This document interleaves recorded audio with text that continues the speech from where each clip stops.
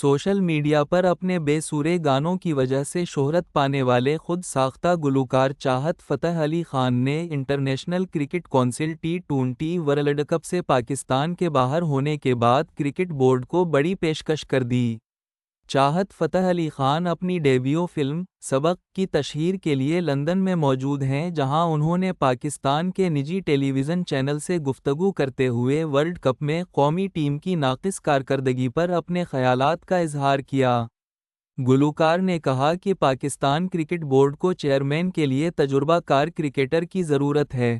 میں چاہتا ہوں کہ مجھے بورڈ کا چیئرمین بنا دیا جائے تو میں ہفتے میں 4 دن خود گراؤنڈ میں جا کر کھلاڑیوں کی پرفارمنس اور کوچنگ کا جائزہ لوں گا۔ انہوں نے کہا کہ میں قومی ٹیم کے لیے صرف ایک ہی کوچ منتخب کروں گا اور خود جا کر دیکھا کروں گا کہ میرا منتخب کیا گیا کوچ ہماری قومی ٹیم کی کیسی کوچنگ کر رہا ہے۔ چاہت فتح علی خان کی بات سن کر صحافی نے ان سے سوال کیا کہ کیا آپ یہ چاہتے کہ محسن نقوی کو چیئرمین بورڈ کے عہدے سے فارغ کر کے آپ کو چیئرمین بورڈ بنا دیا جائے؟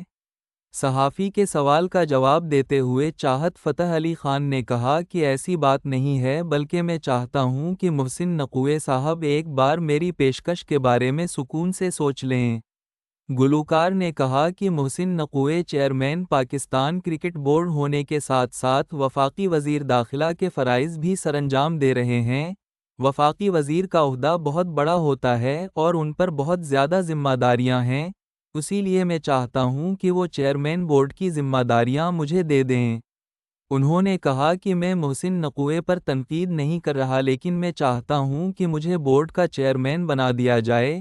میں نے فرسٹ کلاس کرکٹ کھیلی ہے، میرے پاس کرکٹ کا تجربہ ہے اور کرکٹ میرا پہلا پیار ہے۔ چاہت فتح علی خان نے مزید کہا کہ ہمارے کھلاڑیوں کو ذہنی طور پر مضبوط ہونے کی ضرورت ہے۔